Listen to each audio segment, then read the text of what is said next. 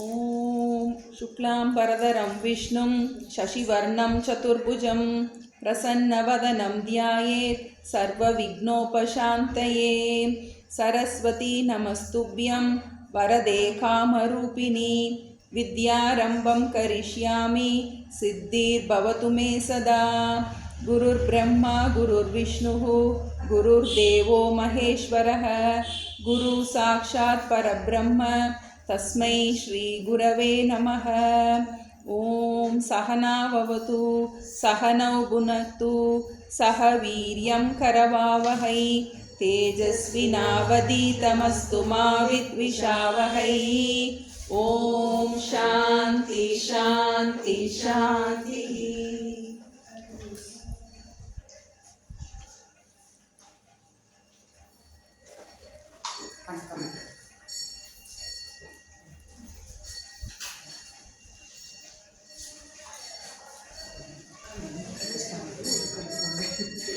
கதவா சத்தம் கேட்கும். திறந்தே காற்று ரொம்ப ஒரு குளிர்ந்த காற்றாக. உன்னில மாதராசை பொருந்தினர் பொருந்தார் உள்ளம் தன்னிலந்தரத்தில் ஜீவ சாட்சி மாத்திரமாய் நிற்கும் எந்நிலங்களிலும் மிக்க எழுநிலம் அவற்றின் மேலாம் நன்னிலம் மருவும் ஏக நாயகன் பதங்கள் போற்றி ஈன்றளித்தளிக்கும் செய்கைக்கு ஏதுவாய் அயனாய் மாலாய் ஆன்ற ஈசனுமாய் தானே அனந்த மூர்த்தியுமாய் நிற்கும் பூன்றமுத்தனுமாய் இன்ப புனரியாதவனாய் நாளும் தோன்றிய விமல போத ஸ்வரூபத்தை பணிகின்றேனே. என்னுடை மனது புத்தி எவருடை அருளால் யானே எங்குமாம் பிரமம் என்பால் கவருடை புவனம் எல்லாம் கற்பிதம் என்றறிந்து சுவரிடை வெளிபோல் யான் என் ஸ்வரூப ஸ்வபாவமானேன் அவருடை பதும பாதம் அனுதினம் பணிகின்றேனே. என்னுடை மனது புத்தி இந்திரிய சரீரம் எல்லாம் என்னுடை அறிவினாலே இரவி முன் இமமேயாக்கி என்னுடை நீயும் நானும் ஏகமென்றைக்கியம் செய்ய என்னுடை குருவாய் தோன்றும் ஈசனை இறைஞ்சினேனே. அந்தமும் நடுவும் இன்றி ஆதியும் இன்றி வான்போல் சந்ததம் ஒளிரும் ஞான சர்க்குரு பாதம் போற்றி பந்தமும் வீடும் காட்ட பரந்த நூல் பார்க்க மாட்டா மந்தரும் உணருமாறு வசு தத்துவம் சொல்வேனே. படர்ந்த வேதாந்தம் என்னும் பார்க்கடல் கொண்டு முன்னூல் குடங்களில் நிறைத்து வைத்தார் துறவர்கள் எல்லாம் காட்சி கடைந்தெடு தளித்தேன் இந்த கைவல்ய நவநீதத்தை அடைந்தவர் விளைய மண் தின்று அலைவரோ பசியிலாரே. முத்தனை வெங்கடேச முகுந்தனை எனையாட்கொண்ட கர்த்தனை வணங்கி சொல்லும் கைவல்ய நவநீதத்தை தத்துவ விளக்கம் என்றும் சந்தேகம் தெளிதல் என்றும் வைத்திரு படலமாக வகுத்துரை செய்கின்றேனே. வைத்திரு படலமாக வகுத்துரை செய்கின்றேனே. நம்ம தாண்டவராய சுவாமிகள் அருளிய கைவல்ய நவநீதத்தில் பாயிரம் பகுதியை பார்த்துட்ருக்கோம். பாயிரம் என்பது முகவுரை. முகவுரையில் அவர் அதிகாரி, விஷய, பிரயோஜனம், சம்பந்தம், இதை நம்ம அனுபந்த சதுஷ்டயம்னு சொல்லுவோம். இந்த நூலுக்கு உரிய அதிகாரி யார், இதை படிப்பதற்கு யாருக்கு இந்த நூல் பிரயோஜனமாக இருக்கும். அதிகாரி, விஷயம், என்ன விஷயம் இதில் சொல்லப்பட்டிருக்கு. பிரயோஜனம், யாருக்கு இந்த நூல் பிரயோஜனத்தை கொடுக்கும், என்ன பிரயோஜனம் நமக்கு இந்த நூலை படிக்கிறதால கிடைக்கும். நாலாவது சம்பந்தம், இந்த விஷயத்தை படிப்பதால் நமக்கு என்ன பிரயோஜனம், அந்த விஷயத்துக்கும் பிரயோஜனத்துக்கும் உரிய சம்பந்தம், இது பேர் அனுபந்த சதுஷ்டயம்னு பேர். எல்லா நூலும் அந்த காலத்துலலாம் சாதாரணமாக யாரும் எல்லாம் நூல் எழுதிட முடியாது. ஒரு விஷயம் சொல்லணும் அப்படின்னா அதுக்கு சில நிர்ணயங்கள் இருக்குது. எல்லா நூல்லையும் முதல்ல எடுத்தோடனே பாயிரம் முக உரையாக இந்த விஷயங்கள் இருக்கும். அதுக்கப்போ தாண்டவராய சுவாமிகள் அதை முன்னிட்டு முதல்ல 7 பாடல்கள் பாயிரம் சொல்லியிருக்காருன்னு பார்த்தோம். இந்த பாயிரத்தில் முதல்ல நமஸ்கார ரூபமாக முதல்ல தொடங்குறார். இறைவனை நமஸ்காரம் பண்ணி இதை பாட்டை தொடங்குறார். எடுத்தோடனே நிர்குண பிரம்மத்தை பற்றி சொல்கிறார். அதுதான் அந்த இறைவன் உருவமற்ற வடிவமற்ற நாமமற்ற அந்த பரம்பொருள் தான் குருவாக வந்து என்னை ஆட்கொண்டிருக்கின்றது அப்படின்னு அந்த பரம்பொருள் தத்துவத்தை சொல்லி அந்த தத்துவமாக விளங்கும் என்னுடைய குருநாதருக்கு நமஸ்காரம் அப்படிங்கிறத பார்த்தோம். பொன்னில மாதர் ஆசை பொருந்தினர் பொருந்தார் உள்ளம் தன்னில் அந்தரத்தில் ஜீவ சாட்சி மாத்திரமாய் நிற்கும் எண்ணிலங்களிலும் மிக்க எழுநிலம் அவற்றின் மேலாம் நன்னிலம் மருவும் ஏகநாயகன் பதங்கள் போற்றி. ஏகநாயகன் தன்னுடைய குரு நன்னிலத்தில் வாழ்ந்தார்.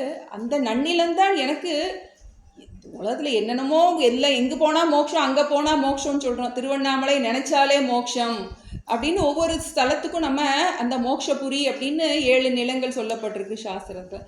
அதெல்லாம் விட என்னோட குரு எங்கே இருக்காரோ அந்த இடம்தான் எனக்கு மோட்சபுரி.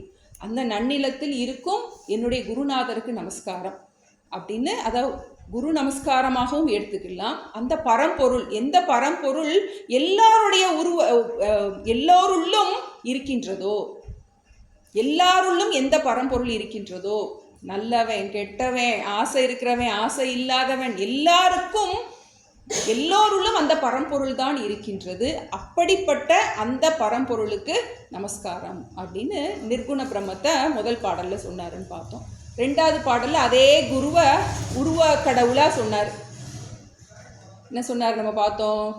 ஈன்றளித்து அளிக்கும் செய்கைக்கு ஏதுவாய் அயனாய் மாளாய் ஆன்ற ஈசனுமாய் தானே அனந்த மூர்த்தியுமாய் நிற்கும் பூன்ற முத்தனுமாய் இன்ப புணரி ஆதவனாய் நாளும் தோன்றும் விமல போத சொரூபத்தை பணிகின்றேனே. என்னுடைய குருதான் சிவன், என்னுடைய குருதான் விஷ்ணு, என்னுடைய குருதான் பிரம்மா.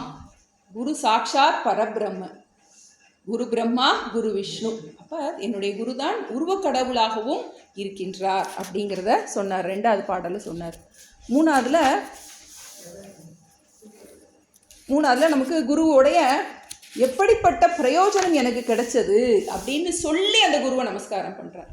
இந்த குருனால எனக்கு என்ன கிடைச்சிச்சு, பிரயோஜனம் கிடைச்சா தான் யாருக்கிட்டையும் நம்ம போவோம். நமக்கு ஒரு கிளாஸ்க்கு அட்டென்ட் பண்ணுறோன்னா நமக்கு என்ன கிடைக்கணும், அதனால ஒரு பிரயோஜனம் நமக்கு கிடைக்கணும்.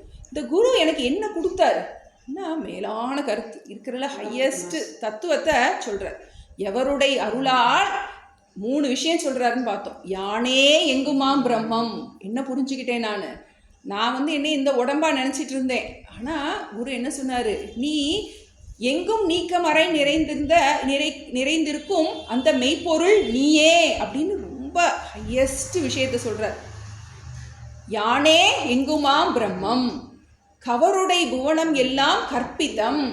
இந்த உலகம் பார்க்குறோம் இல்லையா, இந்த உலகம் வந்து ஒரு கற்பிதமானது, இது ஒரு மாய பிரபஞ்சம் அப்படின்னு ஒரு பெரிய விஷயத்தை சொல்கிறார். எத்தனை படிக்க போகிறோம், இதை சொல்லி தான் நம்மளை துக்கத்துலேருந்து விடுவிக்க போகிறார். நம்மளே நினைப்போம் பெரிய பிரச்சனை நடக்கும்போது இதெல்லாம் கனவாக இருந்தால் நல்லா இருக்குமே அப்படின்னு நினைப்போம். அதே சொல்லுது சாஸ்திரம், நிஜமாவே கனவு தான். கனவா எப்படி என்னால் அதை ஏற்றுக்க முடியும் அப்படின்னு நம்ம கேட்போம்.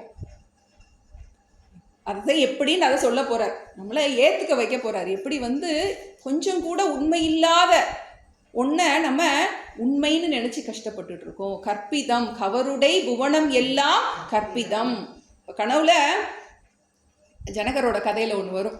அவர் இதை வச்சு தான் விசாரம் பண்ணுறாருன்னு வரும். நமக்கு முதல்ல ஆரம்பத்தில் இருக்கிறவங்களுக்கு வேதாந்தத்தில் நிறைய பேர் ஆன்லைன் கேட்குறவங்க, புதுசாக இருக்கிறவங்களுக்கு பிரயோஜனமாக இருக்கும். ஜனகர் வந்து கனவு கண்டாராம். ஜனக மகாராஜான்னு தெரியும். அவர் கனவுல பிச்சைக்காரனாக இருக்க மாதிரி கனவு கண்டாராம். முழிச்சு பார்த்தாரா அவர் ராஜாவாக இருக்காராம். அப்போ தான் அவருக்கு ஒரு விசாரம் வந்துச்சா, உண்மையிலேயே நான் ராஜாவா பிச்சைக்காரனான்னு. ஏன்னா அவர் அவ்வளோ நேரம் கனவு காங்குறாரு, பிச்சைக்காரனா இங்கே போகிறாரு அங்கே போகிறாரு, அந்த மாதிரி ஒரு கனவு இருக்குது. வந்து முழிச்சு பார்க்குறாரு அவர் ராஜாவாக இருக்கார். அப்போ அவருக்கு வந்து ஒரு விசாரம் அங்கே தான் தொடங்குது. அவருக்கு வந்து நிஜமாவே நான் பிச்சைக்காரனா இல்லாட்டி ராஜாவா? கனவு உலகத்தின் கோணத்தில் அவர் வந்து என்னவா இருக்காரு? பிச்சைக்காரனா இருக்காரு. எப்படி வந்து கனவு உலகின் கோணத்தில் இந்த நனவுலகம் மித்தியாவாக இருக்கின்றதோ அதுபோல நனவுலகத்தில் ஆத்மாங்கிற எண்ணத்தில் இருந்து பார்க்கும்போது இந்த நனவுலகமும் கற்பிதம், கவருடை புவனம் எல்லாம் கற்பிதம் அப்படிங்கிறதான் அவர் சாஸ்திரம் குரு சொல்லி கொடுத்துருக்காரு. மூணாவது, சுவரிடை வெளிபோல் நான் ஏன் ஸ்வரூப ஸ்வபாவம் ஆனேன். இந்த சுவருக்குள்ள இருக்கிற வெளி எப்படி இருக்கு? நமக்கு வெளியவும் வெளி இருக்கு, உள்ளேயும் வெளியே இருக்கு. உண்மையிலேயே இந்த கட்டடம்ங்கிறது இந்த இடைவெளிக்குள்ளதான் இருக்கு. அது போல நான் நீங்கிற அந்த பேதம் என்னது? நான் ஒரு கட்டடம், ஆளாளுக்கு ஒரு கட்டடம் மாதிரி. இதில் நம்ம நிறைய ஒரு எக்ஸிபிஷன் போவோம். எக்ஸிபிஷன் போகும்போது நிறைய பலூன் பார்ப்போம். நம்ம கரடி பலூன், குரங்கு பலூன், எல்லா விதவிதமான பலூன் இருக்கு. உண்மையிலே என்ன இருக்கு? அது வெறும் காற்று தான். காற்று தான் அந்த பொம்மையில என்னவா இருக்கு? அது கரடியா தெரியுது. அது போல சாஸ்திரம் என்ன சொல்லுது? உண்மையிலேயே அந்த பரம்பொருள் தான் எல்லா இடத்திலையும் நீக்கமர நினைந்திருக்கின்றது. நம்ம எல்லாம் ஒரு பலூன் மாதிரி. இந்த பலூனுக்குள்ளே இருக்கும்போது இதுக்கு பேர் ஆனந்தி, அந்த பலூனுக்குள்ளே இருக்கும்போது உஷா. எப்படி இருக்குது? ஒருத்தருக்கும் ஒரு பலூன். ஒரு பிராரப்தம் முடிஞ்சு குண்டு வச்சு போட்டு குத்துனா என்ன ஆகும்? அந்த பலூன் எங்கே போச்சு? அந்த உருவம் எங்கே போச்சு? அதுக்குள்ள அது போல சுவரிடை வெளி போல் யான் என் ஸ்வரூப ஸ்வபாவம் ஆனேன் அப்படிங்கிறது மேலான தத்துவம். இதுதான் நம்ம படித்து புரிஞ்சிக்க போகிற விஷயம். இந்த 280 பாட்டில் இதை தான் அவர் நல்லா புரிஞ்சிக்க போகிறார். இப்போ முதல்ல இது ஜஸ்ட் ஒரு அறிமுகம். கேட்டோடனே முதல்ல நமக்கு இதெல்லாம் நமக்கு ஏற்றுக்க முடியாது, ஏற்றுக்கவும் கூடாது. நம்ம டக்குன்னு எதையுமே என்ன பண்ணக்கூடாது? ஏற்றுக்கக்கூடாது. எதையுமே விசாரம் பண்ணாமல் முட்டாள்தனமாக நம்ம எதையுமே ஏற்றுக்க சொல்ல போகிறது கிடையாது. இது நமக்கு என்னவா இருக்கணும்? நம்ம நிறையா லாஜிக், யுக்தி, நமக்கு யுக்திக்கு பொருத்தமாக இருக்கணும். நம்ம இந்த சொல்கிற விஷயம் கவருடை புவனம் எல்லாம் கற்பிதம் அப்படின்னு சொல்கிறாரு. கனவு மாதிரி, உன்னுடைய பிரச்சனைகள் எல்லாம் கனவு போல அப்படின்னு சொல்கிறத நம்ம உடனே எப்படி ஏற்றுக்க முடியும்? எனக்கு வலிக்குதே, எனக்கு துக்கமாக இருக்கே அப்படின்னு சொல்லுவோம். எதனால இதை வந்து கற்பிதம்னு சொல்ல போகிறாரு அப்படிங்கிறதுக்கு விளக்கமாக ஸ்ருதியிலிருந்து, ஸ்ருதினா வேதங்களில் இப்படி சொல்லப்பட்டிருக்கு. இது சொந்த கருத்து கிடையாது. நானா என்னது காதில் யாரு காதுலையும் பூவெல்லாம் சுத்தலை. நிஜமாகவே வேதத்தில் இது சொல்லப்பட்டிருக்கின்றது. சரி, வேதத்தில் சொல்லிட்டா உடனே நான் ஏற்றுக்கணுமா? நோ. நீ யோசி, உனக்கு புத்தி கொடுத்துருக்கு, வந்து உன்னால் இதை ஏற்றுக்க முடியுமா அப்படிங்கிறதுக்கு நிறைய லாஜிக், நிறைய புரிய வைக்க போகிறார். ஸ்ருதி, யுக்தி, அனுபவம்.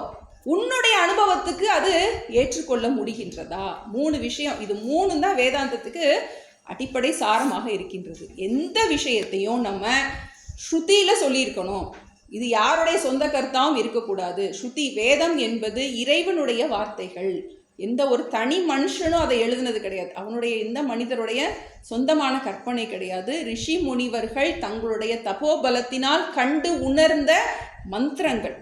அந்த மந்திரத்தில் இது சொல்லப்பட்டிருக்கு. சரி, இந்த ரிஷி சொல்லியிருக்காரு அப்படிங்கிறதுனால நான் ஏற்றுக்க சாஸ்திரம் சொல்லலை. நீ நன்றாக யோசி, அது சொல்கிறத உன்னால் ஏற்றுக்க முடியுதா? அதுக்கு பேர் யுக்தி. உன்னுடைய அனுபவத்தை வச்சு நீ என்ன பண்ணு? விசாரம் பண்ணி பாரு. கவருடை புவனம் எல்லாம் கற்பிதம் என்று அறிந்து சுவரிடை வெளிபோல் யான் என் ஸ்வரூப ஸ்வபாவமானேன். இதில் பிரயோஜனத்தை கொடுக்குற ஸ்வரூப ஸ்வபாவம். நான் வந்து இதனால நல்ல ஆனந்தமாக இருக்கேன். சரி, இதை தெரிஞ்சுக்கிட்டதுனால எனக்கு என்ன கிடைக்குது? அது முக்கியம் நமக்கு. சரி, இதெல்லாம் தெரிஞ்சு எனக்கு என்ன ஆக போகுது? உன்னுடைய ஸ்வரூப ஸ்வபாவம். உன்னுடைய ஸ்வபாவம் என்னது? ஆனந்த ஸ்வரூபம். நீ இதனால் என்ன புரிஞ்சிக்க போகிற? ஆனந்தத்தை வெளியவே தேடினேன். வந்து என் பிள்ளை, என் பேரன் பேத்தி என்ன பண்ணுறோம்? ஒன்றும் இல்லையா, எனக்கு இந்த பிரச்சனை சரியாயிட்டா நல்லாயிருவேன். நான் இது மட்டும் முடிச்சுட்டா நல்லாயிரும், இந்த ஒரு பிரச்சனை முடிச்சுட்டா நல்லாயிரும். என்ன பண்ணுறோம்? ஒன்றா மாற்றி மாற்றி பார்க்குறோம். விடிஞ்ச பாடு இல்லை. இன்னும் ஒரு அலையாக என்ன பண்ணுது? அலை மீது அலையாக துயர் வந்து சேரும் போதுன்னு பாடணும். அது மாதிரி என்ன, அது ஒன்று மாற்றி ஒன்று வந்துட்டே இருக்கே. இப்போ விசாரம் பண்ணும்போது சாஸ்திரம் என்ன சொல்லுது? நீ தப்பான இடத்துல ஆனந்தத்தை தேடுற. எங்கே கிடைக்காதோ அங்கே போய் நீ தேடுற. அது ஒரு நாளும் ஆனந்தம் வெளி வஸ்துக்களில் இல்லை. அப்படிங்கிறதுக்கு நிறைய பிரமாணம் சொல்லுது. ஒரே ஐஸ்கிரீம் தான், நல்லா பிடிச்சு சாப்பிட்ட ஒரு ஐஸ்கிரீமு ஏதோ நமக்கு தாழ முடியாத துக்கம் வரும்போது அந்த ஐஸ்கிரீம் நமக்கு இனிமையாக இருக்குமா? இருக்கவே இருக்க. இப்போ குழந்தைகளே பார்க்குறோம், நமக்கு சந்தோஷத்தை கொடுத்த அதே பிள்ளைங்க நமக்கு துக்கத்தை கொடுக்குது. இப்போ என்ன பண்ண முடியும்? இப்போ சுகம் குழந்தைகளிடம் இல்லை, மனைவியிடம் இல்லை, கணவனிடம் இல்லை, இன்னும் மாறிக்கிட்டே இருக்குது. சாஸ்திரம் என்ன சொல்லுது? வெளியே சுகம் தேடாத, அது மாறிக்கிட்டே தான் இருக்கும். உன்னுடைய ஸ்வரூபமே சுகம், ஸ்வரூப ஸ்வபாவம் ஆனேன். இப்போ அந்த ஆனந்தத்தை பற்றின நமக்கு ஒரு புரிதலை நமக்கு சாஸ்திரம் சொல்லி கொடுக்க போகுது. நிம்மதி எங்கே இருக்குது? 3 விஷயம் படிச்சிருக்கோம் நமக்கு. யானே எங்குமா பிரம்மம், நான் என்னை பற்றி தெரிஞ்சுக்கிட்டேன். நான் என்ன உடம்பாகவும் மனசாகவும் நினச்சிட்டு இருந்தேன். உண்மையில் நான் அந்த மெய்ப்பொருள் தத்துவம். எப்படி ஒரு ஆகாசம் எல்லா இடத்துலையும் நிறைந்திருக்கோ அதுபோல் இந்த ஆகாசத்தையும் உண்டாக்கிய அந்த பிரம்மம் ஆகாசத்தை போலவே எப்படி இருக்குது? எல்லா இடத்திலும் நிறைந்திருக்கின்றது. இப்போ இறைவன் ஒரு இடத்துல தான் இருக்காரு அப்படின்னா அது என்ன, அவரை லிமிட் பண்ணது மாதிரி ஆயிரும், வரையறைக்கு உட்பட்டதாயிரும். இங்கே இருக்கார் அப்படின்னா அங்கே இல்லைன்னு ஆயிரும். அதான் நம்ம பார்த்தோம், இறைவன் எங்கே இருக்கிறார் அப்படின்னு கேட்டால் எங்கே இல்லை. ஆகாசம் எங்கே இருக்கு? இப்போ ஆகாசம் எங்கே இருக்கு? ஆகாசத்துல தான் நான் இருக்கேன், ஆகாசத்துல தான் நான் இருக்கேன். அது போல இந்த மெய்ப்பொருள் எங்கே இருக்கு? இந்த உண்டாக்கிய அந்த மெய்ப்பொருள் எங்கே இருக்கு அப்படின்னா அந்த மெய்ப்பொருளில் தான் எல்லாமே இருக்கின்றது. எப்படி இந்த ஆகாசத்துல தான் எல்லாமே இருக்கின்றதோ, உயிர்கள் எல்லாம் இந்த ஆகாசத்தில் தான் இருக்கின்றதோ, அதுபோல இந்த உண்டாக்கிய இறைவன் தான் எல்லாவற்றுக்கும் ஆதாரமாக இருக்கின்றான். இப்போ எனக்கும் இறைவனுக்கும் உள்ள சம்பந்தத்தை பற்றி நம்ம இனிமேல் படிக்க போகிறோம். இறைவன்கிறத நம்ம 2 இறைவனாக பார்க்குறோம், நிர்குண இறைவன், சகுண இறைவன். இவ்வளோ நாள் நம்ம கோயில் போனது, பூஜை புனஸ்காரம் எல்லாமே உருவம் உள்ள ஒரு கடவுளை பற்றி தான் நம்ம படிச்சுட்டு இருந்தோம். இப்போ எவ்வளோதான், அதுதான் நமக்கு இவ்வளோ நாள் அறிமுகமாயிருக்கு. நிறைய ஸ்தோத்திரங்கள், நிறைய வர்ணனைகள், உருவ வர்ணனைகள், பூஜா வர்ணனைகள் இதெல்லாம் பற்றி படிச்சிருக்கோம். இப்போ நம்ம இந்த உருவக்கடவுளுக்கு ஆதாரமான அந்த உருவமற்ற அந்த பரபிரம்மம், அந்த பரம்பொருள், அதுவே எல்லாமாக இருக்கின்றது. அந்த பரம்பொருளுக்கும் உண்மையில் எனக்கும் எந்த விதமான பேதமும் இல்லை. அதான் யானே எங்குமா பிரம்மம் கவருடை புவனம் எல்லாம் கற்பிதம் என்று அறிந்து இதை புரிஞ்சுட்டா என்னாச்சு?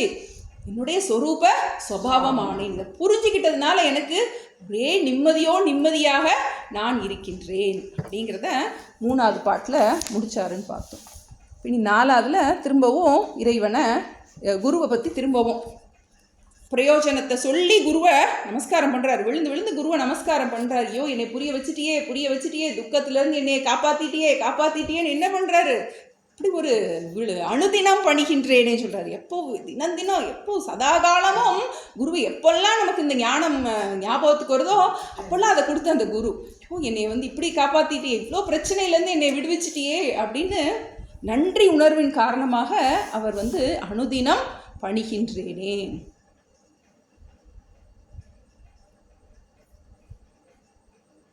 எந்த மெட்லக்கா எடுக்கிறது? எடுங்கக்கா. இந்திரிய சரீரம் எல்லாம் என்னுடைய அறிவினாலே இரவி முன் இமமே ஆக்கி என்னுடைய நீயும் நானும் ஏகமென்ற ஐக்கியம் செய்ய என்னுடைய குருவாய் தோன்றும் ஈசனை இறைஞ்சினேனே. என்னுடைய மனது புத்தி இந்திரிய சரீரம் எல்லாம் என்னுடைய அறிவினாலே இரவி முன் இமமேயாக்கி என்னுடைய நீயும் நானும் ஏகமென்ற ஐக்கியம் செய்ய என்னுடைய குருவாய் தோன்றும் ஈசனை இறைஞ்சினேனே. என்னெல்லாம் குரு சொல்லி கொடுத்துருக்காரு அப்படிங்கிறத குருவை நமஸ்காரம் பண்ணுவதன் மூலமாகவே அவர் என்னெல்லாம் சொல்லி கொடுத்து என்னை கரையேற்றி இருக்காரு அப்படிங்கிறத சேர்த்தே சொல்றார். என்னுடைய குருவாய் தோன்றும் ஈசனை இறைஞ்சினேனே. திரும்பவும் குரு வேற கடவுள் வேற கிடையவே கிடையாது. குரு இறைவன் தான் எனக்கு அந்த குரு ரூபத்தில் என்னை கரையேற்றி இருக்கின்றார். அப்படிப்பட்ட குருவாய் தோன்றிய ஈசனை இறைஞ்சினேனே. என்னுடைய குருவாய் தோன்றும் ஈசனை இறைஞ்சினேனே. என்ன சொல்லி கொடுத்துருக்காரு? என்னுடைய மனது புத்தி இந்தியன்னு கொடுத்துருக்காரு. இந்திரிய அதை வந்து சந்திக்காக கொடுத்துருக்காரு. இந்திரிய சரீரம் எல்லாம், என்னுடைய மனது புத்தி இந்திரிய சரீரம் எல்லாம். தொடங்கும் போதே அப்படி ஹையஸ்ட் தொடங்குறாரு. என்னுடைய மனது புத்தி, என்னுடைய மனம். இந்த கண்ணாடி என்னுடையது, இந்த புஸ்தகம் என்னுடையது, என்னுடைய கண்ணாடி. இந்த கண்ணாடி நான் அல்ல. இந்த புஸ்தகம் என்னுடையது, இந்த புஸ்தகம் நான் அல்ல. இந்த ஃபோன் என்னுடையது, இது நான் அல்ல. அதுபோல என்னுடைய மனம் என்ன பண்றாரு, பிரிச்சுட்டார். இந்த மனம் என்னுடையது, இந்த மனம் நான் அல்ல. இப்போ என்ன செய்கிறோம், நம்ம இந்த மனசில் இருக்கிற துக்கத்தை என்னுடைய துக்கமாக நான் நினச்சிக்கிறேன். இத்தனை பேர் திருஷ்ய விவேகம்னு சொல்லுவோம். திருக்குன்னா பார்ப்பவன், திருஷ்யம்னா பார்க்கப்படும் பொருள். பார்ப்பவன் பார்க்கப்படும் பொருளுக்கு வேறானவன். நம்ம எல்லா துக்கமும் எங்கே வந்து நிற்கிது, மனசில் தான் வந்து நிற்கிது. புத்தகம் எடுத்தோன்னே ஒரே டோஸ் உடனே க்ளோஸுங்கிற மாதிரி என்ன பண்ணிட்டாரு, நீ வந்து என்ன நினச்சிட்டு இருந்த, உன்னுடைய மனமாகவே நினச்சிக்கிட்டு இருந்த, மனதில் இருக்கிற எல்லா பிரச்சனையும் உன்னை சார்ந்ததுன்னு நினச்சிட்டு இருந்த, இந்த மனம் உன்னுடையது, இது நீ அல்ல அப்படின்னு என்ன பண்ணிட்டாரு. அதை முதல்ல எப்படி இந்த கண்ணாடி கழட்டி தூக்கி போட்டோமோ அது போல் காலுக்கு உதவாத செருப்பை கலட்டி எறியுவாங்க இல்லையா, அது மாதிரி மனதில் பிரச்சனை வரும்போது இந்த அறிவினால் என்ன பண்ணணும், நம்ம வந்து இந்த பிரச்சனை மனதிற்கு அப்படின்னு எப்படி கலட்டி போடுறதுங்கிற அந்த ஆர்ட், இதான் ஆர்ட் ஆஃப் லிவிங்னு ரவிசங்கர் சொல்கிறார் இல்லையா. இதை நமக்கு எப்படி வாழும் கலை. நமக்கு எல்லாம் படிச்சிருக்கோம், சயின்ஸ் தெரியும், மேக்ஸ் தெரியும், அது தெரியும், இது தெரியும், ஆனால் எப்படி வாழ்கிறதுங்கிறது தெரியாது. இதுதான் ஆர்ட் ஆஃப் லிவிங். என்னுடைய மனது அப்படி, என்னுடைய மனது அப்படிங்கும் போது என்ன பண்ணிக்கிறோம், நம்ம டிஸ்டன்ஸ் பண்ணிக்கிறோம். மனதுக்கும் என்னையும் என்ன பண்ணிக்கிறோம், பிரிச்சோம். இதான் ஆதிசங்கர் நிர்வாண ஷட்கத்தில் சொன்னதை தாண்டவராய சுவாமி எளிமையாக சொல்கிறார். அவர் எடுத்தோடனே மனோபுத்தி அகங்கார சித்தாணி நாகம் அப்படிங்கிறத அப்படியே தமிழில் கொண்டுட்டார்.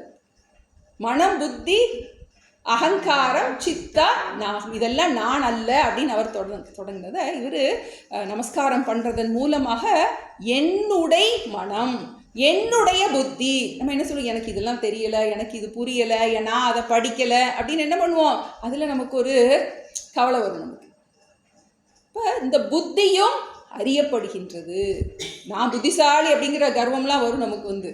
உண்மையிலே என்னது, உன்னுடைய புத்தி உன்னால் பார்க்கப்படுகின்றது, நீ இந்த புத்திக்கு வேறானவன். இப்போ எப்படி இந்த கண்ணாடி வந்து ஒரு கருவி, பார்க்குறதுக்கு கண்ணாடி ஒரு கருவியாக பயன்படுகின்றது. எனக்கு இது ஹெல்ப் பண்ணுது, இந்த புக்கு எனக்கு ஹெல்ப் பண்ணுது விவகாரம் பண்ணுறதுக்கு, டிரான்சாக்ஷனுக்கு, நம்மளுடைய விவகாரத்துக்கு இந்த கருவிகளை பயன்படுத்தித்தான் என்ன பண்ண முடியும். இந்த கண்ணு எனக்கு கருவியாக இருக்கின்றது. இப்போ இந்திரியங்கள் நம்ம சொல்ல போகிறோம். என்னுடைய மனது புத்தி இந்திரியங்கள். இப்போ இந்திரியங்கள்னால் என்னது, நம்ம 5 கர்ம இந்திரியங்கள், 5 ஞானேந்திரியங்கள்னு சாஸ்திரம் இது வரைக்கும் நான் சொல்லிட்டு நம்ம ஆனந்திங்கிற ஒரு பேரோடு இருந்தோம். இப்போ நம்மளை அக்கு வேற ஆணி வேற பிச்சு போட போகுது. நான்கிறத அக்கு வேற ஆணி வேற பிச்சு போடும். இப்போ இது என்னது நம்ம சொல்லுவோம், கை, இது கை, இது மூக்கு, இது கண்ணு, இது வாய். இதில் ஆனந்திங்கிறது யாரு, கண்ணா மூக்கா காதா வாயா, எது, எல்லாத்தையும் சேர்த்து நம்ம ஒரு பேர் கொடுத்துருக்கோம்.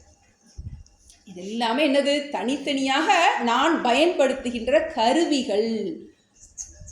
நான் என்னுடைய அந்த படிக்க போகிறோம், நம்ம என்னால் பயன்படுத்தப்படும் கருவிகள். எப்படி நான் இந்த கண்ணாடியை பயன்படுத்துகிறேனோ, பயன்படுத்தி எதுக்காக, விவகாரத்துக்கு. அதுபோல் இந்த விவகாரத்துக்கு பயன்படுத்தப்படுகின்ற இந்த கருவிகள். எப்படி இந்த கை நான் கிடையாது, கண்ணு நான் கிடையாது, மூக்கு எல்லாத்தையும் சேர்த்து என்ன பண்ணுறோம், இதைத்தான் நம்ம ஸ்தூல சரீரம்னு சொல்கிறோம். இந்த பருவுடல் அப்படிங்கிறோம். ஸ்தூலம்னா பருவுடல், இங்கிலீஷில் கிராஸ் பாடி அப்படின்னு சொல்லுவோம். இந்த உடம்பு எல்லாத்தையும் நம்ம ஸ்தூலமாக நம்மால் பார்க்கக்கூடியது, அதுக்கு தொட்டு உணரக்கூடியது எல்லாத்தையும் பருவுடல்னு சொல்கிறோம். இப்போ இந்திரியங்கள், இந்திரியம்னா 5 கர்மேந்திரியங்கள், 5 ஞானேந்திரியங்கள்னு சொல்கிறோம். மெய், வாய், கண், மூக்கு, செவி, இது 5ம் நம்ம ஞானேந்திரியம். இதில் இருக்கின்ற ஒரு சக்தி இருக்குது. வெறும் கண்ணு மட்டும் இருந்தால் போதாது நமக்கு. அந்த கண்ணு மட்டும் இருந்தால் நம்மளால் ஒன்றும் பண்ண முடியாது. அந்த கண்ணில் ஒரு பார்க்கும் சக்தி, கேட்கும் சக்தி நமக்கு அதுவும் தேவைப்படுகின்றது. இப்போ கர்மேந்திரியங்கள்னு பார்க்கும்போது வாக்பாணி பாத பாயு உப்பஸ்தம் அப்படின்னு 5 கர்மேந்திரியங்கள் நமக்கு கொடுக்குது. கர்மேந்திரம்னா செயல் கருவிகள். என்னது? வாக், வாய் இருக்கு, பாணினா கை கால், உப்பஸ்தம் இது நம்மளுடைய மலஜலம் கழிக்கிற கருவி, அப்புறம் அடுத்து நம்மளுடைய உற்பத்தி ஸ்தானம் பாயு. 5 செயல் கருவிகள் நம்மக்கிட்ட இருக்குது. அதை கர்மேந்திரியம்னு சொல்கிறோம். 5 ஞானேந்திரியங்கள். இப்போ நான் இவ்வளோ நாள் நான் பயோடேட்டாவில் பேர் எழுதிட்டு இருந்தேன், ஆர் ஆனந்தின்னு எழுதுறேன் நான் அப்போ எழுதும்போது இதில் என்னது எல்லாம் சேர்த்து தான் என்ன பண்ணுறோம் நம்ம. இப்போ இதை நமக்கு பாட்டாக பிரித்து கொடுத்து நீங்கிறது யார் அப்படிங்கிறத பிரித்து சொல்லுது. இப்போ நமக்கு என்னென்னலாம் நம்மக்கிட்ட இருக்குது அப்படின்னா, நம்மகிட்ட தோல் இருக்குது, கண் இருக்குது, மூக்கு இருக்குது, எல்லாம் என்ன இருக்குது, இதெல்லாம் நம்மளுடைய செயல் கருவிகள் இருக்குது. அதுக்குள்ளே செயல்படுகின்ற ஆற்றல் இருக்கின்றது. இப்போ ஃபேன் இருக்குது. இந்த ஃபேன் ஸ்தூலம். இந்த ஃபேனை இயக்கிறதுக்கு என்ன இருக்குது, உள்ளுக்குள்ளே ஒரு ஆற்றல் இருக்கின்றது. அதுதான் சூக்ஷ்ம சரீரம்னு சொல்கிறோம். என்னுடைய மனது புத்தி இந்திரிய சரீரம் எல்லாம் என்னுடைய அறிவினாலே இரவி முன் இமமே ஆகி. இப்போ நான்கிறத பிரித்து பார்க்குறோம். நம்ம ஸ்தூல சரீரம்னு பார்த்தோம். ஸ்தூல சரீரம் நமக்கு கண்ணுக்கு புலப்படுகின்ற இந்த சரீரத்தை ஸ்தூல சரீரம்னு சொல்கிறோம். இப்போ இதை இயக்குகின்ற இந்த ஒரு ஆற்றல் இருக்கிறது. ஃபேனை இயக்குறதுக்கு எப்படி ஒரு கரண்ட் வேண்டியது இருக்கு இல்லையா, அது போல் இதை இயக்குகின்ற ஒரு சக்தி இருக்குது. இப்போ ஒருத்தர் இறந்துட்டாரு அப்படின்னு சொல்கிறோம். அங்கே என்ன நடந்துச்சு, அப்போ அதுக்குள்ளே ஏதோ ஒன்று இருந்தது, இப்போ அது என்ன இல்லை, அப்போ அதை இயக்குகின்ற ஒரு ஆற்றல் இருந்தது. அதான் நம்ம என்ன சொல்கிறோம், சூக்ஷ்ம சரீரம்னு சொல்கிறோம். சூக்ஷ்மம்னா நுண்ணுடல். என்ன பண்ண முடியாது, கண்ணால் நம்மளால் பார்க்க முடியாது. இப்போ நம்ம இந்த கரண்ட்டை கண்ணால் பார்க்க முடியாது. கரண்ட் வருதான்னு என்ன பண்ண முடியாது, நம்மளால் தொட்டு பார்த்தோம்னா அவுட்டு நம்மளால். அப்போ என்ன பண்ண முடியாது, கரண்ட் வருதாங்கிறத நம்ம எப்படி தெரிஞ்சுக்கிறோம், ஃபேன் ஓடுறத வச்சு தெரிஞ்சுக்கிறோம், அனுமானம் பண்ணுறோம் நம்ம. அதனால தான் அது பேர் லிங்க தேகம்னு இன்னொரு பேர் உண்டு. லிங்கம்னா அடையாளம். இப்போ ஃபேன் ஓடுதுங்கிறதுக்கு அடையாளம் அந்த உள்ளே இருக்கிற அந்த ஆற்றல், அந்த கரண்ட். இப்போ லிங்கம் வைக்கிறோம். நமக்கு லிங்கம்னா அந்த இறைவனுக்கு ஒரு அடையாளம் கொடுத்துருக்கோம். இறைவனுக்கு ஒன்றுமே கிடையாது, நேம் ஃபார்ம்லாம் கிடையாது. நம்ம புரிஞ்சிக்கிறதுக்காக என்ன கொடுத்துருக்குறோம், ஒரு லிங்கம் மாதிரி அந்த ஒரு கர்வ் கொடுக்குறோம். அந்த அண்டத்தையே குறிப்பிடுறது மாதிரி. உண்மையிலே இந்த அண்டம் எப்படி இருக்குது, லிங்க வடிவில் தான் இருக்குது நமக்கு. அதை ஒரு குட்டியாக என்ன பண்ணுறோம் நம்ம, அதை அப்படியே தூக்கிட்டு வர முடியாது. அப்போ குட்டியாக என்ன பண்ணுறோம் நம்ம, அது மாதிரி ஒரு பானம் பண்ணி வைக்கிறோம். அதுதான் பானலிங்கம்னு சொல்லுவோம். அப்படி அது ஒரு வளைவாக இருக்குல்ல, பார்க்கும்போது அப்படி அண்ட சராசரம் எல்லாம் இறைவன் நிறைந்திருக்கார், இறைவன் தான் எல்லாமா இருக்கார். அவருக்கு எப்படி வடிவம் கொடுக்கறது, அப்போ அது மாதிரியே ஒன்றை வச்சிரு, கொப்பரை கவுத்துன மாதிரி ஒன்றை வச்சுட்டா அதுக்கு மொத்த இறைவனையும் நினச்ச மாதிரி ஆயிடும். அதுக்கு என்ன பண்ணுறோம், ஒரு அடையாளம் கொடுக்குறோம், ஒரு வடிவம் கொடுக்குறோம். அதுக்கு பேர் லிங்க சரீரம்னு பேர். அந்த லிங்க சரீரம் இதை இயக்குவது யார்? இப்போ இப்போ நம்ம என்ன பண்ணுறோம், இந்த மனது புத்தி எல்லாமே சூக்ஷ்மமான விஷயங்கள் இல்லை, சூக்ஷ்ம சரீரம் அப்படின்னு சொல்கிறோம். மனம் புத்தி எல்லாம் சூக்ஷ்ம சரீரம். இந்த மனதும் என்னால் அறியப்படுகின்றது. மனம் எதனால் அறியப்படுகின்றதோ அதுவே ஆத்மா அப்படின்னு கேனோபனிஷத்தில் படிப்போம், பின்னாடி வரும் நமக்கு இன்னும். அப்போ என்னுடைய மனது புத்தி இந்திரிய சரீரம் எல்லாம் இது எல்லாத்தையும் என்ன பண்ணார் குரு, என்னுடைய அறிவினாலே இரவி முன் இமமே ஆகி. ரவினா என்னது, சூரியன். ஹிமம்னா பனி, ஹிமாலயம் அப்படின்னு சொல்லுவோம். ஹிம ஆலயம், ஹிமம்னா பனி இருக்கிற, ஆலயம்னா இருப்பிடம். பனி இருக்கின்ற இருப்பிடத்துக்கு பேர் ஹிமாலயம்.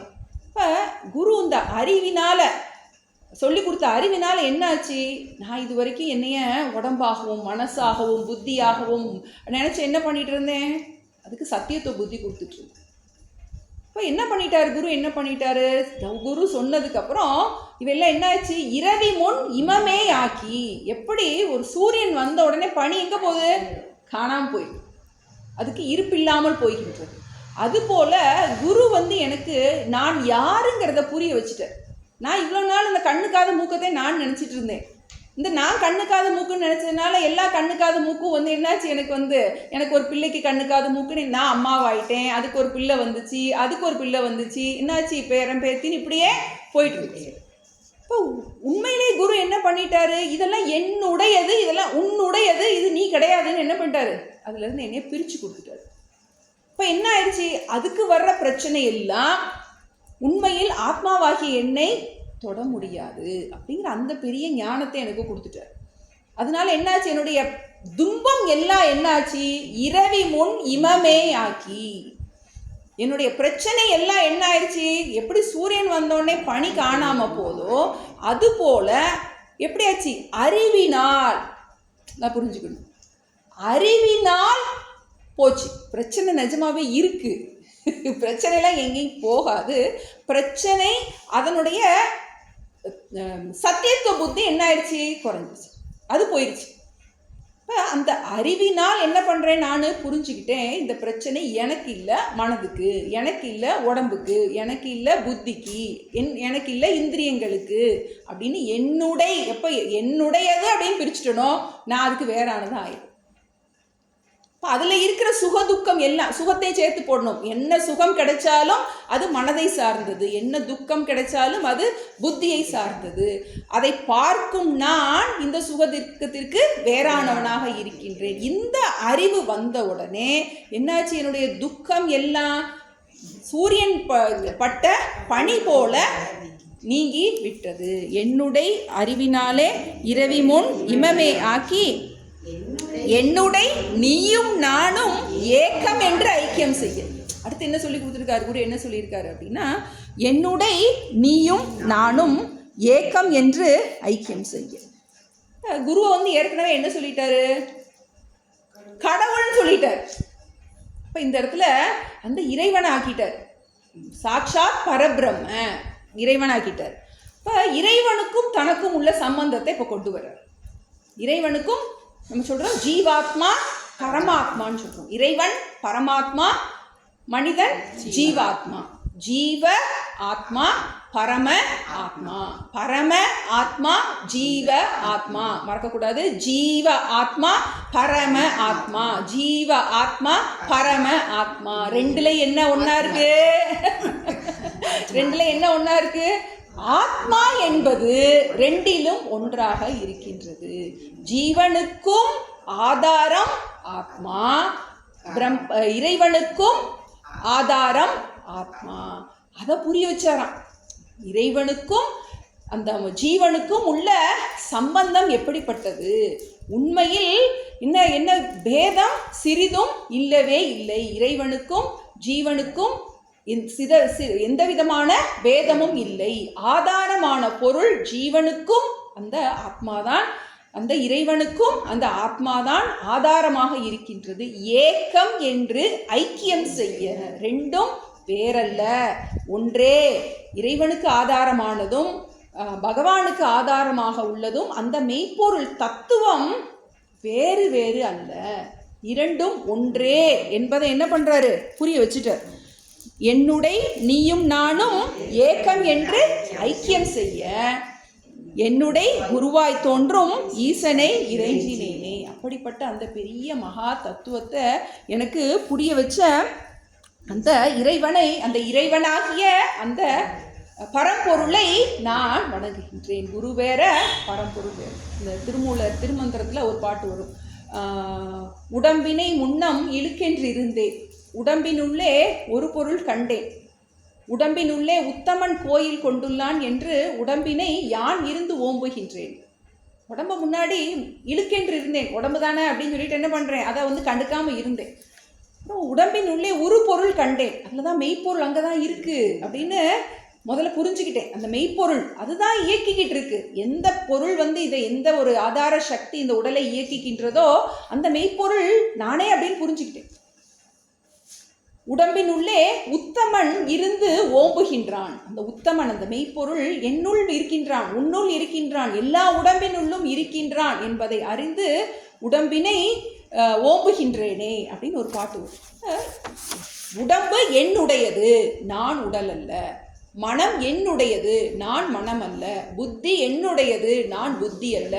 இந்திரியங்கள் என்னுடையது, நான் இந்திரியங்கள் அல்ல. மனோ புத்தி அகங்கார சித்தாணி நாகம். நச்ச ஸ்ரோத்ர ஜிஹ்வே நச்ச கிராண நேத்ரே நச்ச வியோம பூமிகி நச்ச தேஜவாயுகு சிதானந்த ரூப சிவோகம் சிவோகம். வாக்பாணி பாதம், அந்த இந்திரியங்கள், கர்மேந்திரியங்கள், ஞானேந்திரியங்கள் எதுவும் நான் அல்ல. அவற்றிற்கு அதற்கு ஆதாரமான அந்த மெய்ப்பொருள் நானே. சிதானந்த ரூபக சிவோகம் சிவோகம். இன்னும் அடுத்து குருவை தான் சொல்லிட்டு இருக்கார். இப்போ அடுத்ததுல குருவை பற்றி, குருவையும் அதனுடைய பிரயோஜனம் யாருக்கு சொல்லப்படுகின்றது அப்படிங்கிறத சொல்றார். எடுங்க. நடுவும் ஆதியும் இன்றி வான்போல் சந்ததம் ஒளிரும் ஞான சத்குரு பாதம் போற்றி பந்தமும் வீடும் காட்ட பரந்த நூல் பார்க்க மாட்டா மந்தரும் உணருமாறு வஸ்து தத்துவம் சொல்வேனே. அந்தமும் நடுவும் இன்றி ஆதியும் இன்றி வான்போல் சந்ததம் ஒளிரும் ஞான சத்குரு பாதம் போற்றி பந்தமும் வீடும் காட்ட பரந்த நூல் பார்க்க மாட்டா மந்தரும் உணருமாறு வஸ்து தத்துவம் சொல்வேனே. குருவை பற்றி திரும்ப அவர் என்ன சொல்லி கொடுத்தாரு அப்படிங்கிறத சொல்லி, அது என்ன பிரயோஜனம். முதல் 2 வரி குருவை ஸ்துதி பண்ணுது. அந்தமும் நடுவும் இன்றி ஆதியும் இன்றி வான்போல் ஒளிரும் ஞான சத்குரு பாதம் போற்று. அடுத்த 2 வரி இந்த அதிகாரி, இந்த நூல் யாருக்கு பிரயோஜனமாக இருக்கும், இந்த நூலில் என்ன நம்ம படிக்க போகிறோம் அப்படிங்கிறத விளக்குறேன். இப்போ திடீர்னு நான் அன்னைக்கு ஒருத்தவங்க ஃபோன் பண்ணாங்க. நம்ம தை அமாவாசை வந்துச்சு. அந்த அமாவாசை வரும்போது இந்த தர்ப்பணம்லாம் பண்ணுறாங்க இல்லையா. இப்போ நம்ம ஆத்மான்னு படிக்கிறோம், அப்போ நமக்கு இதெல்லாம் நம்ம பண்ணணுமா, இப்படிலாம் நிறையா கேள்வி வந்துச்சு. அவங்க ஒருத்தவங்க கேட்டாங்க. இப்போ நம்ம அது கொஞ்சம் அவுட் ஆஃப் சப்ஜெக்டாக இருந்தாலும் கொஞ்சம் எனக்கு தெரிஞ்ச விஷயத்த கொஞ்சம் சாமிஜிக்கிட்ட கேட்ட விஷயங்களை நம்ம கொஞ்சம் ஷேர் பண்ணிக்கிறோம். இப்போ நம்ம படிச்சிருக்கோம் ஸ்தூல சரீரம்னு படித்தோம், சூக்ஷ்ம சரீரம்னு படித்தோம்.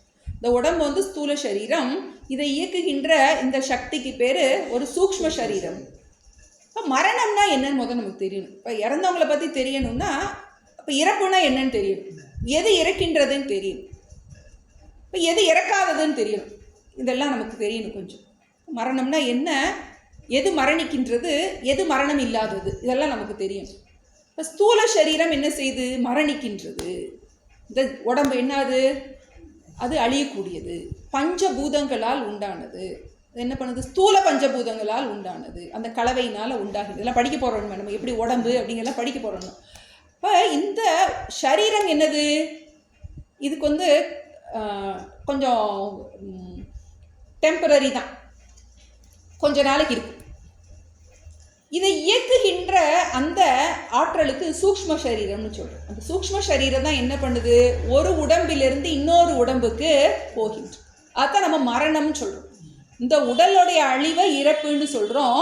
இந்த சூக்ஷ்ம சரீரம் இந்த உடலை விட்டு பிரிவதை நம்ம என்ன சொல்கிறோம், இறப்புன்னு சொல்கிறோம். இந்த சூக்ஷ்ம சரீரம் தான் என்ன ஆகுது, ஒரு உடலாக சரீரமாக எடுத்து மாறி மாறி வருது. பகவத்கீதையில் பார்த்தோம், வாசாம்சி ஜீர்ணானி யதா விகாய நவானி கிருஹாத்தி நரோபராணி ததா ஷரீராணி விகாய ஜீர்ணானி அந்யானி சம்யாதி நவானி தேகி. எப்படி ஒரு சேலை பழசா போச்சு பிடிக்கல அப்படின்னு என்ன பண்ணுறோம், டிஸ்போஸ் பண்ணிடுறோம். அது மாதிரி என்ன பண்ணுது, கொஞ்சம் வயசானோடனே இந்த உடம்பு என்ன அது கிழிஞ்சி நஞ்சு போகுது. இது உள்ளே இருக்கிற ஆர்கன்ஸ் எல்லாம் என்னது, அதுக்கு எல்லாம் அடப்பு கிடப்பு எல்லாம் வந்துடுது, அது சரியாக ஒர்க் ஆக மாட்டேங்குது. அப்புறம் என்ன அது, அதனால் இந்த சூக்ஷ்ம சரீரம் இதை பயன்படுத்த முடியாது. எப்படி நம்மளால் வந்து அந்த ட்ரெஸ்ஸை வந்து பயன்படுத்த முடியல அப்படின்னு சொல்லும்போது என்ன பண்ணுறோம், தூக்கி வீசிடுறோமோ, அதுபோல் இந்த சூக்ஷ்ம சரீரத்தால் இந்த உள்ளே இருக்கின்ற அந்த சூக்ஷ்மமான அந்த நுண்ணுடல் இருக்கு இல்லையா, அந்த நுண்ணுடல் தான் பரு உடலை பயன்படுத்திக்கிட்டு இருக்கு.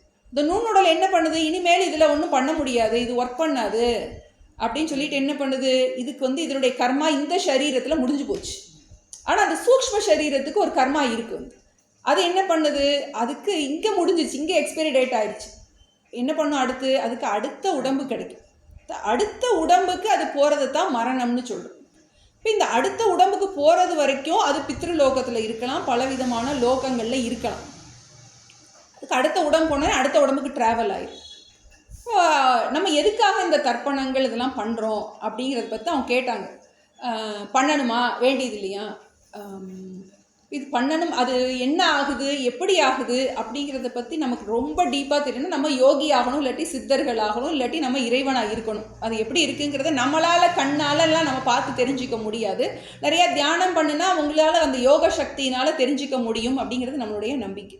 ஸ்ராத்தம் அப்படின்னாலே பரமாத்ம சாமிஜி எப்போவுமே சொல்கிறத நான் அவர்கிட்ட கேட்டது சொல்கிறேன். நான் ஸ்ராத்தம்னாலே ஸ்ரத்தை. ஸ்ராத்தம்னா ஸ்ரத்தை. ஸ்ரத்தைனா என்ன, நம்பிக்கை. நம்முடைய நம்பிக்கை அவங்க இன்னொரு லோகத்தில் இருக்காங்க, அவங்களுக்கு என்ன கொடுக்குறோம், நம்ம தர்ப்பணங்கள் கொடுக்குறோம், அவங்களுக்கு இது வந்து நம்மளை காப்பாற்றும். அப்போ நிறையா இந்த மாதிரி குதர்க்கமாக கேள்வி கேட்பாங்க. அப்போ நான் முன்னாடி இறந்துருந்த போது எனக்கு யாராவது இப்போ அங்கே தர்ப்பணம் வேற எங்கேயாவது கொடுத்துட்டு இருப்பாங்களா, இப்படிலாம் கேள்வி கேட்கலாம். நம்ம இதெல்லாம் ஓகே, நம்ம இதெல்லாம் கேள்விகளை வரவேற்கத்தான் செய்கிறோம். நமக்கு வந்து இது நமக்கு ஆனஸ்ட்டாக என்ன சொல்லுவோம், நமக்கு இதில் வந்து நம்மளுடைய ஸ்ரத்தை காரணமாக தான் நம்ம தர்ப்பணங்கள் கொடுக்குறோம். இது வந்து பயம் காரணமாக எதுவும் கிடையாது, நன்றி உணர்வு காரணம். நம்ம இந்த இதை பண்ணுறதுக்கு காரணமே நன்றி உணர்வு. நம்ம அவங்கக்கிட்ட இருந்து எவ்வளவோ நமக்கு கொடுத்துட்டு போயிருக்காங்க. வந்து ஸ்தூலமாகவும் நிறையா சொத்துக்கிட்டு வச்சுட்டு போயிருக்கலாம் நமக்கு இல்லையா. அது மாதிரி நமக்கு நிறையா நம்மளை அந்த காலத்துலேருந்து நமக்கு இந்த சரீரம் கொடுத்துருக்காங்க. மனித சரீரத்துக்கு காரணமாக இருந்திருக்காங்க நம்மளுடைய முன்னோர்கள், பெற்றோர்கள், அவங்க மூதாதையர்கள் எல்லாம் என்ன கொடுத்துருக்காங்க, நல்ல ஒரு வளர்ப்பு கொடுத்துருக்காங்க. மெயினாக வந்து நம்மளுடைய நன்றி உணர்வுக்காக. அவங்களால பிளஸ் பண்ண முடியும் அப்படின்னு நம்ம நம்புகிறோம். பித்ருலோகம் அப்படிங்கிறது அது மாதிரி ஒரு லோகம் இருக்குது, 7 லோகங்கள், மேலே 7 லோகம் இருக்குது, கீழே 7 லோகம் இருக்குது. நமக்கு இதெல்லாம் ஸ்ரத்த சாஸ்திரம் சொல்லுது. இந்த சொர்க்கம் இருக்குது, நரகம் இருக்குது அப்படிங்கிறத சாஸ்திரம் சொல்லுது. எல்லா மதத்துக்காரங்களுமே சூக்ஷ்ம சரீரத்தை நம்புகிறாங்க, நம்ம மட்டும் கிடையாது. ஏன்னா அதனால தான் அவங்க வந்து இறந்ததுக்கப்புறம் அவங்களும் சொர்க்கத்துக்கு போகிறது நரகத்துக்கு போகிறத பற்றி சொல்கிறாங்க.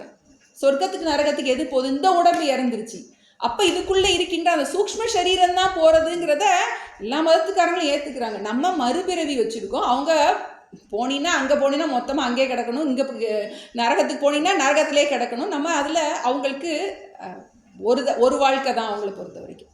நம்ம சனாதன தர்மத்தில் என்ன ஆகும், நமக்கு நிறைய வாய்ப்பு இருக்குது. ஒரு தாட்டி மிஸ் ஆயிடுச்சா அடுத்து இன்னொருக்க உனக்கு கிடைக்கும்போது பயன்படுத்திக்கோ அப்படின்னு நம்ம சொல்கிறோம். இப்போ இந்த பித்ருலோகங்களில் கர்மா நம்ம ஏன் பண்ணுறோம் அப்படின்னா, அந்த அமாவாசை ஒரு மாதம் அவங்க பித்ருலோகத்தில் ஒரு நாள் அப்படிங்கிறது. நம்ம சயின்டிஃபிக்காக நம்ம சொல்லணும்னா ஒரு நாள் அப்படிங்கிறது ஒரு பூமியோடைய ஒரு சுழற்சி நமக்கு. இப்போ இது நமக்கு ஜூபிட்டர் அந்த மாதிரி பெரிய அந்த சேட்டன் அதெல்லாம் இருக்குது, அதனுடைய ஒரு நாள்ங்கிறது வந்து டிஃபர் ஆகும். வந்து நமக்கு 24 மணி நேரங்கிறது நம்மளுடைய ஒரு நாள், அங்கே இருக்கிற அந்த கனமான அந்த கோள்கள் அதெல்லாம் இருக்கு இல்லையா, அதனுடைய சுழற்சிக்கு ஒரு நாள்ங்கிறது வந்து டிஃபர் ஆகும். அதே மாதிரி தான் தேவர்களுடைய ஒரு நாளுங்கிறது டிஃப்ரெண்ட், பித்ருக்களுடைய ஒரு நாளுங்கிறது டிஃப்ரெண்ட். இப்போ அது மாதிரி நம்மளுடைய நம்பிக்கை என்னென்னா, அவங்களுக்கு ஒரு நாளைக்கு ஒரு அமாவாசைக்கும் அவங்களுக்கு இந்த மாதிரி பண்ணும்போது அவங்களுக்கு போய் சேரும் அப்படிங்கிறது நம்மளுடைய விசுவாசம், நம்மளுடைய நம்பிக்கை. இப்போ நமக்கு சாமிஜிக்கிட்ட நாங்களாம் நிறைய கேட்டிருக்கோம். அப்போ நாங்களாம் எங்கள் இதெல்லாம் தர்ப்பணமே பண்ண மாட்டாங்களே சாமிஜி, அதெல்லாம் நம்ம தப்பாயிருமா அப்படின்லாம் கேட்டிருக்கோம். இப்போ சாமிஜிலாம் எப்போ என்ன சொல்லுவாங்கன்னா, உங்களுடைய குல வழக்கத்தில் எது இருக்கோ அதை செஞ்சீங்கன்னா நீங்கள் போதும், அதை பண்ணணுமே இதை பண்ணணுமே நீங்கள் வந்து அதெல்லாம் நீங்கள் நினைக்க வேண்டிய அவசியம் இல்லை. அப்போ அந்த ஆத்மா வந்து சாந்தி அடையுமா அடையாதா இப்படிலாம் நமக்கு வந்து டவுட் வர வேண்டாம். நீங்கள் உங்களுடைய வழக்கத்தில் என்ன இருக்கோ அதை பண்ணிங்கன்னா போதும். அந்த வைதீக ஸ்ராத்தத்தில் பண்ணும்போதே அவங்க வந்து தங்களுடைய பெற்றோர்களுக்கு பண்ணும்போதே அதுக்கு பண்ணுறதுக்கு ஆள் இல்லாத அந்த ஜீவர்களுக்கும் சேர்த்து தனியாக அவங்க வந்து பண்ணிட்டு தான் இருக்காங்க. அதனால் நீங்கள் அதை பற்றிலாம் கவலைப்பட வேண்டாம். நம்மளுடைய பங்கு இதில் என்ன இருக்குது அப்படின்னா அவங்களை நன்றியோடு நினைப்பது. அது நமக்கு கண்டிப்பாக கவலை. இப்போ நமக்கு இதெல்லாம் இல்லை, தேவையில்லையா? இப்போ நமக்கு ஆன்மா நம்ம படிக்கிறோம், அப்போ இதெல்லாம் நமக்கு தேவையில்லையா அப்படின்னா அப்படிலாம் சாஸ்திரம் சொல்லவே இல்லை. அது உன்னுடைய டியூட்டி. என்னைக்கு நீ இந்த சரீரம்னு எடுத்துட்டியோ உனக்கு முன்னோர்கள் இருக்காங்க வந்து, அப்போ அவங்களுக்கு நீ நன்றியோடு இருப்பது உன்னுடைய கண்டிப்பான கடமையாக இருக்கின்றது. இப்போ மரணம்னா என்ன? இந்த சூக்ஷ்ம சரீரம்தான் ஒரு சரீரமாக எடுத்து வேற ஸ்தூல சரீரத்துக்கு போகின்றது. இந்த நுண்ணுடல் அடுத்த பரு உடல் எடுக்கின்றது. அது மாடு சரீரமாக இருக்கலாம், மர சரீரமாக இருக்கலாம். அதனுடைய கர்மாவுக்கு தக்கபடி என்ன ஆகுது? அதனுடைய சரீரம் மாறி மாறி அமைகின்றது. அதுக்கு எப்போவாவது ஒரு நேரம் இந்த மனுஷ உடல் கிடைக்கலாம். இந்த மனுஷ உடலில் தான் நம்ம அடுத்த ஜென்மாவை நிர்ணயிக்க முடியும். அடுத்து பிறக்கிறதும் பிறவாமையும் நம்ம கையில் இருக்குது, இந்த சரீரத்தில் இருக்குது. நம்ம இதை கொஞ்சம் மறக்கக்கூடாது. எதனால ஸ்தூல சரீரம்னா என்ன, சூக்ஷ்ம சரீரம்னா என்ன? இந்த ரெண்டு ஸ்தூல சரீரம் சூக்ஷ்ம சரீரத்துக்கும் ஆதாரமாக இருக்கின்ற அந்த ஆத்மா அல்லது பிரம்மம் அது இறப்பற்றது. அப்போ எது இறக்கின்றது, எது இறந்த பிறகு வெளியே செல்கின்றது, எது இறப்பே இல்லாதது. ஏன்னா அந்த பரம்பொருளில் தான் எல்லாமே இருக்குது. அந்த எப்படி வந்து இந்த ஆகாயத்தில் தான், இந்த ஸ்பேஸில் தான் எல்லாமே இருக்கின்றதோ அதுபோல் இந்த பிரம்மம் அல்லது இந்த பரம்பொருள் மெய்ப்பொருள் தத்துவத்தில் தான் எல்லாமே இருக்கின்றது. அது இறப்பற்றது. 3 விஷயங்கள். அது கொஞ்சம் அவுட் ஆஃப் இருந்தால் நமக்கு என்னுடைய மனது புத்தி நம்ம இந்திரிய சரீரம் ஸ்தூல சரீரம் சூக்ஷ்ம சரீரம் எல்லாம், ஏன்னா இந்த பேஸ் இருந்தால் தான் இந்த வேதாந்தத்துக்குள்ளே கொஞ்சம் அவங்களுக்கு புதுசாக வர்றவங்களுக்கெல்லாம் இன்னைக்கு இவ்வளோ நாள் கோயில் போயிருப்பாங்க, பதிகம் படிச்சிருப்பாங்க, அதுலேயே இருந்திருப்பாங்க. இப்போ நம்ம நுண்மையான விஷயத்தை இப்போ நம்ம இங்கே எல்லாம் யோசிக்க போகிறது எல்லாம்னா அந்த நானை பற்றியே தான் யோசிக்க போகிறோம். அந்த நான்னு சொல்லிட்டு கஷ்டப்பட்டுக்கிட்டே இருக்கேனே, எனக்கு இப்படி இருக்குது, எனக்கு அப்படி இருக்குது அப்படின்னு எனக்கு எனக்கு எனக்கு அப்படின்னு சொல்லிட்டு இருக்கமே, அந்த நான்கிறது யார்? கஷ்டப்படுற நான் யார்? இந்த கஷ்டத்தை பார்க்கின்ற நான் யார்? கஷ்டத்திற்கு வேறான நான் யார் அப்படின்னு இந்த விசாரம் தான் நம்ம பண்ண போகிறோம். இப்போ ஸ்தூல சரீரம் என்னுடைய மனது புத்தி இந்திரிய சரீரம் அப்படின்னு சொல்லும் போதே என்ன பண்ணிட்டாரு? இந்த ஸ்தூல சரீரத்துக்கும் சூக்ஷ்ம சரீரத்திற்கும் வேறானவனாக நான் இருக்கின்றேன். அப்படிப்பட்ட அந்த குருவுக்கு நமஸ்காரம் அப்படின்னு சொல்லிட்டு இப்போ இதில் முதல் 2 வரியில் என்ன சொன்னார்? குருவுடைய நமஸ்காரம். எப்படிப்பட்ட குரு? அந்தமும் நடுவும் இன்றி ஆதியும் இன்றி வான்போல் ஒளிரும், சந்ததம் ஒளிரும் ஞான சர்க்குரு பாதம் போற்றி. குருவுக்கு அத்தனை அடைமொழி கொடுத்துருக்காரு. குரு அவரால் வந்து நினைக்காம இருக்க முடியல. அதனால் எப்படிப்பட்டவராக இருக்கின்றார்? அந்தம்னா முடிவு, நடுவுல மத்தியம், இன்றி ஆதினா தொடக்கம். அந்தமும் நடுவும் இன்றி ஆதியும் இன்றி வான் போல், முதல் இடை கடை. வானத்துக்கு என்ன கிடையாது? எங்கேயுமே தொடக்கம் கிடையாது. அது எங்கே தொடங்கி எங்கே முடியுதுன்னு என்ன பண்ண சொல்ல முடியாது. அப்படி போனோம்னா அது முடிகிற மாதிரி இருக்கும், போயிட்டே இருக்க வேண்டியதுதான். இப்போ ஒரு வட்டத்துக்கு எப்பயுமே தொடக்க முடிவே கிடையாது. சைக்கிள் நம்ம வந்து ஒரு ரவிசங்கர் ரொம்ப அழகாக சொல்லுவார், நம்ம பர்த் சைக்கிள்னு சொல்லுவோம், பிறப்பு சுழற்சின்னு சொல்லுவோம். அதனால தான் நமக்கு இன்னும் ஆழமாக படிக்க நம்ம கேட்போம், சரி இப்போ இந்த இந்த ஜென்மாவுக்கு போன கர்மா காரணம், அதுக்கு முந்தின கர்மா காரணம், அப்போ கர்மா எங்கே வந்துச்சு அப்படின்னு நம்ம சொல்லுவோம். இப்போ சாஸ்திரம் சொல்லுது அது வந்து ஒரு சுழற்சி, அது எங்கே தொடங்குச்சிங்கிறதுக்கு என்ன கிடையாது, விடை தெரியாது. நம்மளை ஏமாத்தலாம் மாட்டோம். நமக்கு வந்து சாஸ்திரத்தில் அதுக்கு பதில் இல்லை. ஒரு கனவு இருக்குது, கனவு எப்போ தொடங்குச்சு, எப்படி தொடங்குச்சின்னு சொல்லு. என் கனவு எங்கே தொடங்குச்சு, எப்படி ஸ்டார்ட் ஆச்சு, முதல்ல கனவுல என்ன வந்துச்சின்னு சொல்லு அப்படின்னு சொல்ல முடியுமா நம்மளால? உன் கனவு தானே, நீ தானே பாத்தியா பார்க்கலையா, பாத்தியில சொல்லு எப்படி வந்துச்சு. அது போல கனவு போல் தான் இந்த உலகம் அப்படிங்கிறதுக்கு அப்போ எங்கே தொடங்குச்சு அப்படிங்கிறது இறைவனுக்கு மட்டும் தெரியும். நமக்கு என்ன அது தெரியாது. வான் எப்படிப்பட்டது? அந்தமும் நடுவும் இன்றி வான் போல் சந்ததம் ஒளிரும், எப்பவும் சதா ஒளிரும் ஞான சத்குரு. குரு எப்படி இருக்காரு? சந்ததம் ஞானம் ஒளிரும், எப்பவும் அந்த ஞானத்தோடு இருக்கார். எந்த ஞானத்தோடு இருக்காரு? டக்குன்னு ஞாபகத்துக்கு வரணும். எந்த ஞானம்? நானே எங்குமாம் பிரம்மம், நானே எங்குமாம் பிரம்மம், சொரூப ஞானம். அதான் சொரூப ஞானம்னா என்ன ஞானம்? இப்போ நானே எங்குமாம் பிரம்மம், கவருடை பூணம் எல்லாம், இப்பதான் படிச்சிருக்கோம், கவருடை பூணம் எல்லாம் கற்பித்தான், அந்த சுவரடை வெளிபோல் நான். இந்த ஞானத்துல குரு எப்பவும் ஊறி போய் இருக்க. இந்த சத்குரு இன்னொரு பதம் போடுறாரு. குரு, குருனாலே இருளை நீக்கி ஒளியை கொடுப்பவர் அப்படின்னு ஒரு ஸ்லோகம் இருக்கு. வந்து இருளை நீக்கி ஒளியை கொடுப்பவர் தான் குரு. அவர் எப்படிப்பட்டவராக இருக்காரு? சத்குரு. அறிவு மட்டும் இருக்கு கிடையாது, அவர் நன்றாக ஒழுக்க சீலராக இருக்கின்றார், சத்குணங்களும் உடையவராக இருக்கின்றார். தான் எதை சொல்லி கொடுக்குறாரோ அதை அவர் கடைபிடிச்சிட்டு இருக்கார். அவர் தான் சத்குரு. சத்குருனா தான் எதை மற்றவங்களுக்கு சொல்கிறாரோ, அந்த ராமகிருஷ்ணர் கதையில் வரும். வந்து யாரோ ஒரு அம்மா வந்து கூட்டிகிட்டு வந்தாங்க, ஒரு பையன் வந்து இனிப்பு சாப்பிடணும்னு சொன்னான். அப்போ அவர் வந்து 4 நாள் கழிச்சு வா அப்படின்னாராம். எதுனால? அடுத்த நாள் வந்தோடனே இனிப்பு சாப்பிடாதுன்னு சொன்னாராம். ஏன் அன்னைக்கே இது நீங்கள் சொல்லியிருக்கலாம்னா, நானே சாப்பிட்டுட்டு இருந்தேன். வந்து அது யார்? ராமகிருஷ்ணர்னு சொல்லுவாங்க, மகாத்மா காந்தின்னு சொல்லுவாங்க, யாரோ ஒரு மகான். முதல்ல அதை கடைபிடித்து அதுபடி வாழ்ந்து மற்றவர்களுக்கு சொல்வோம். அதான் சத்குரு. அப்படிப்பட்ட அந்த குருவின் பாதத்திற்கு நமஸ்காரம். அந்த குருவை முதல் 2 வரியில் சொல்லிட்டார். அடுத்ததுல அந்த அதிகாரி விஷயம். அதிகாரின்னா இந்த கிராமத்து அதிகாரி, அந்த அதிகாரி கிடையாது. அதிகாரினா குவாலிஃபிகேஷன். யாருக்கு தகுதி, எந்த தகுதி உடையவருக்கு சொல்கிறாரு, யாருக்கு சொல்கிறாரு, என்ன சொல்கிறாரு, ரொம்ப முக்கியமான விஷயம். இப்போ இது யாருக்கு இந்த நூல் சொல்லப்பட்டிருக்கு, என்ன விஷயம் சொல்லப்பட்டிருக்கு, ஏன்னா முதல்ல நமக்கு தெரியணும். ஒரு காலேஜுக்கு போகிறோம் அப்படின்னா, இந்த காலேஜுக்கு போகிறதுக்கு யாருக்கு குவாலிஃபிகேஷன்? மெடிக்கல் காலேஜுக்கு போகணும் அப்படின்னா நீட் பாஸ் ஆகிருந்தால் உள்ளே போக முடியும், அதை முடிச்சிருந்தா தான் என்ன பண்ண முடியும்? போக முடியும். அப்போ அதனுடைய குவாலிஃபிகேஷன், இந்த நூல் படிக்கிறதுக்கு என்ன தகுதி, யாருக்காக இது எழுதியிருக்காரு? சும்மா போகிறவனுக்கெல்லாம் கிடையாது. வந்து இல்லை சும்மா உட்காந்து சினிமா பாட்டு பாடிட்டு இருக்கிறவங்களுக்கெல்லாம் இந்த நூல் என்ன கிடையாது, எழுதப்படலை. யாருக்காக எழுதப்பட்டிருக்கு, என்ன சொல்லப்பட்டிருக்கு? ஏன்னா முதல்ல சொல்லிடணும், பாயிரத்துலேயே சொல்லிடணும், மேற்கொண்டு வரணுமா, படிக்கணுமா, எனக்கு இது யூஸ் ஆகுமா அப்படின்னு முதல்ல அவங்க டிசைட் பண்ணிக்கிடலாம். அதுக்காக சொல்கிறார். பந்தமும் வீடும் காட்ட பரந்த நூல் பார்க்க மாட்டா, மந்தரும் உணருவாறு வஸ்து தத்துவம் சொல்வேனே. நட்ட அப்படி ஒரு என்ன சொல்கிறது, வந்து கிறிஸ்பாக சொல்லிட்டார். என்ன சொல்ல போகிறேன், யாருக்கு சொல்ல போகிறேன். பந்தமும் வீடும் காட்ட பரந்த நூல் பார்க்க மாட்டா, மந்தரும் உணருமாறு. பந்தம், வீடுன்னா மோக்ஷம். எதை பற்றி சொல்ல போகிறேன் நான்? இதில் வந்து சொல்ல போகிறது மோட்சத்தை பற்றியும் பந்தத்தை பற்றியும் நான் சொல்ல போகிறேன். வேற ஒன்றும் சொல்லலை. நீ இதை பண்ணால் இது கிடைக்குமா, அதை பண்ணால் அதை கிடைக்குமாங்கிறதுக்கு நான் சொல்ல போல. பந்தம்னா என்ன, மோட்சம்னா என்ன, இதை பற்றி நான் விளக்கமாக சொல்ல போகிறேன். இந்த யாருக்கு அதிகாரி? மோட்சம் வேணும்னு நினைக்கிறவங்களுக்கு இது சொல்கிறேன்.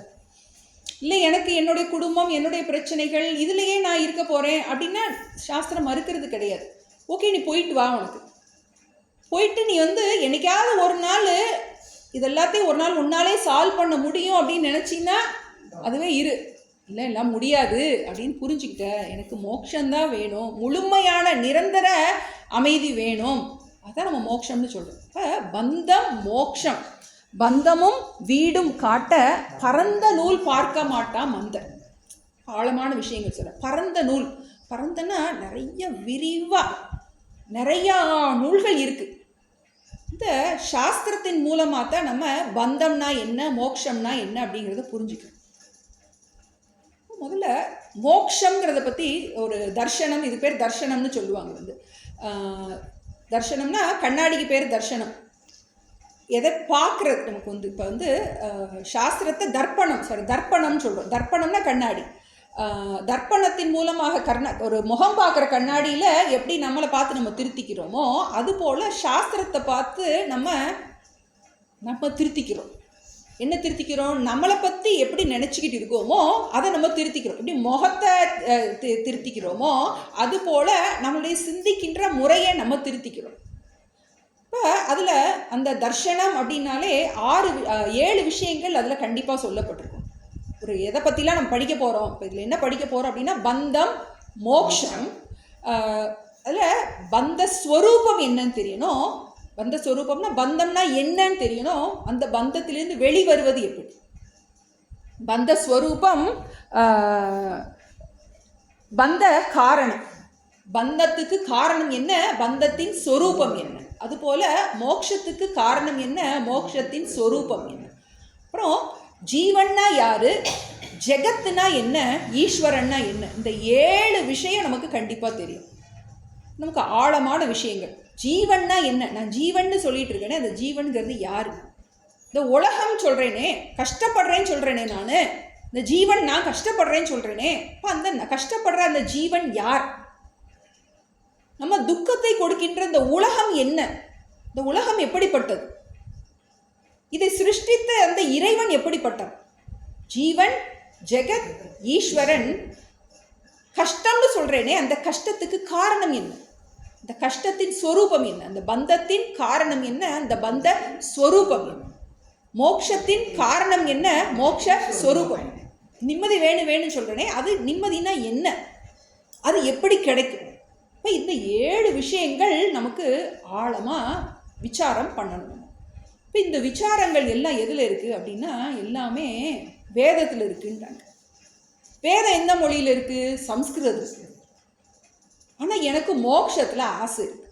ஏதோ மோட்சம்னு சொல்கிறாங்க, இந்த விசாரம்லாம் பண்ணணும்னு ஆசை இருக்குது. ஆனால் என்ன தெரியாது, எனக்கு சம்ஸ்கிருதம் தெரியாது. அதை படிக்கிறதுக்கு எனக்கு எந்த ஆயுசு போதாது.